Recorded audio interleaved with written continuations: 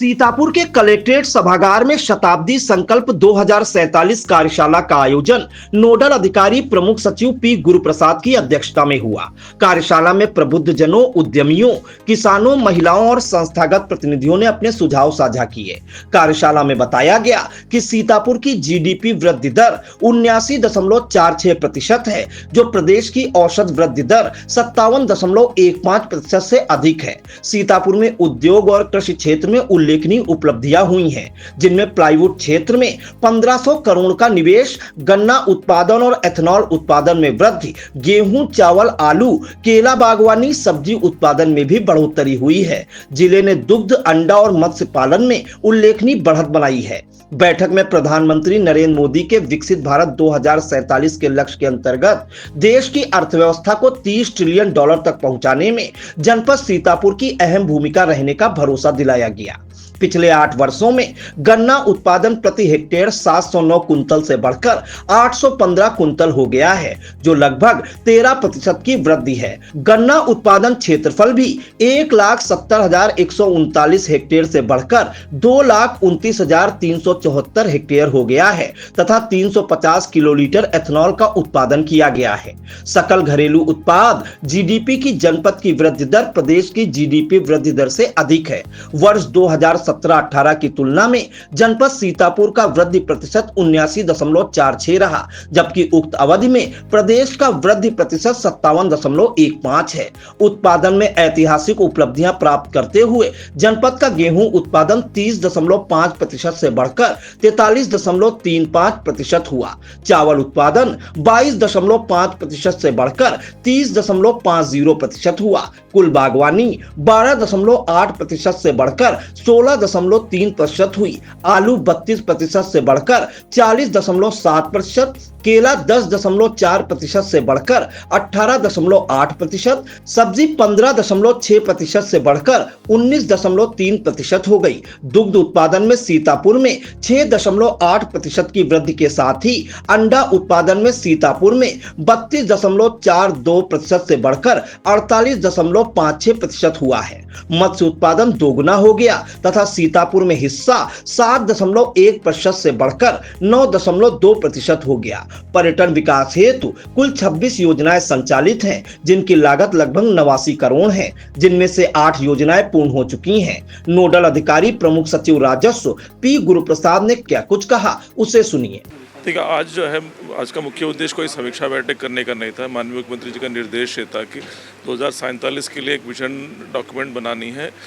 इसीलिए कई retired officer को, कई एक्सपर्ट्स को जो है कि ग्रुप बना के हर ज़िले में भेजा गया है, और नोडल ऑफिसर को भी साथ में भेजा गया ताकि यहाँ के लोगों से फीडबैक ले, यहाँ की जो प्रबुद्धजन है ज़िले के, उनसे बात करें, उनकी परिकल्पना क्या है कि जो है कि 2047 में वो सीतापुर को कैसा देखना चाहेंगे और प्रदेश को कैसा देखना चाहेंगे, उनसे फीडबैक लेके हमें प्रस्तुत करना है। फिर उसके बाद पूरी स्टेट की जो है कार्य योजना बनेगी। उसी प्रयास में हम लोग आज यहाँ पे कुछ लोगों से हम लोगों ने मुलाकात की है। दोपहर में जो है तो हम लोग स्टूडेंट से बात करने के लिए शिक्षण संस्थान में जा रहे हैं, और कल जो है कि ग्राम पंचायत में जा रहे हैं, इंडस्ट्री से भी बात करें। उन सभी जितने भी वर्गों हैं, सब वर्गों से हम लोग बात करके आगे की रणनीति हम लोग बनाएंगे। कार्यशाला में नैमिष क्षेत्र में पर्यटन विकास की अपार संभावनाओं पर भी जोर दिया गया।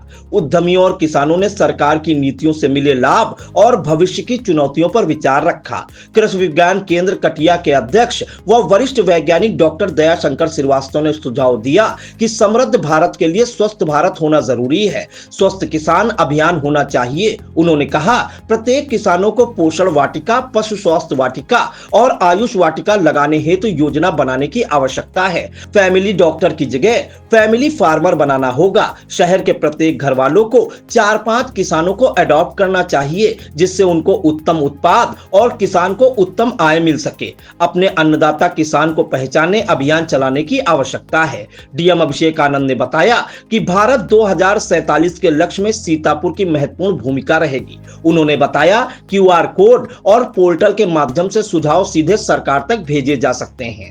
कार्यशाला में सेवानिवृत्त आईएएस प्रवीर कुमार, सेवानिवृत्त आईएफएस महेंद्र प्रताप सिंह, सेवानिवृत्त कुलपति गोरखपुर विश्वविद्यालय विजय कृष्ण सिंह, सेवानिवृत्त वैज्ञानिक अतुल सिंह, सेवानिवृत्त प्रमुख अभियंता सिंचाई विभाग विनोद कुमार निरंजन, सेवानिवृत्त आईएएस एवं नीति आयोग के पूर्व सदस्य अनिल कुमार श्रीवास्तव, एडीएम नीतीश कुमार सिंह, डीडीओ संतोष नारायण गुप्त, मधु इंडिया प्राइवेट लिमिटेड के कुलदीप, बिस्वा शुगर मिल के जीएम आरसी सिंघल मौजूद रहे। सेवानिवृत्त आईएएस प्रवीर कुमार ने आई इंडिया को क्या कुछ बताया, उसे भी सुनिए। ये मेरे लिए सौभाग्य की बात है कि मुझे नैमिषारण्य की पावन धरती पे आज आप लोगों के बीच में आने का मौका मिला है और यहाँ के जो प्रबुद्धजन हैं, जो यहाँ के डिफरेंट सेक्टर के, जो डिफरेंट इंडस्ट्रीज़, डिफरेंट जो समाज से जुड़े हुए लोग हैं, उनसे चर्चा करने का मौका मिला है। इसकी पृष्ठभूमि यह है कि माननीय प्रधानमंत्री जी और माननीय मुख्यमंत्री जी ने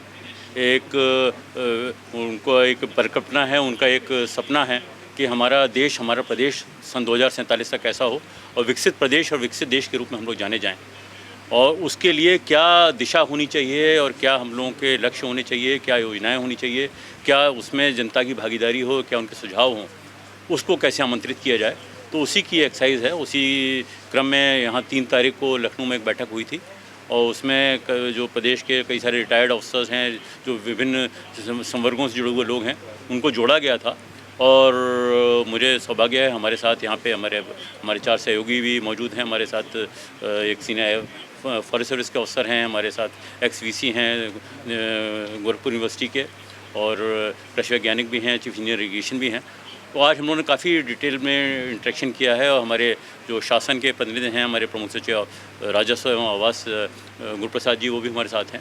तो आज काफ़ी यूज़फुल, बड़ा सार्थक डिस्कशन हुआ है और हम लोग कोशिश करेंगे जो सुझाव आए हैं उसका समावेश यहाँ के विज़न डॉक्यूमेंट में किया जाए, ताकि हम सब लोग साथ साथ मिलके एक ऐसे भारत की, एक ऐसे प्रदेश की नींव रख सकें जिस पे कि एक विकसित भारत का निर्माण हो सके। तैयार तो अब जो लगातार, देखिए, विकास तो अनवरत प्रक्रिया है, लगातार काम चल रहे हैं। बहुत अच्छा काम यहाँ पे, जैसा कि प्रेजेंटेशन में देखे हैं, यहाँ के जो जीडीपी ग्रोथ में और बाकी विकास कार्यों में अच्छा, मतलब पिछले 7-8 साल में प्रदेश में भी बहुत अच्छा काम हुआ है और हमारे जनपद में भी, यहाँ सीतापुर में बहुत अच्छा काम हुआ है। लेकिन अब आगे और कैसे जाना है, तो आज जो मीटिंग थी आज का, उसका पर्पज़ ये था कि जो हो रहा है वो तो उसकी समीक्षा की जाए, उसका रिव्यू किया जाए, साथ साथ ये निर्धारित किया जाए कि भविष्य की दिशा क्या हो।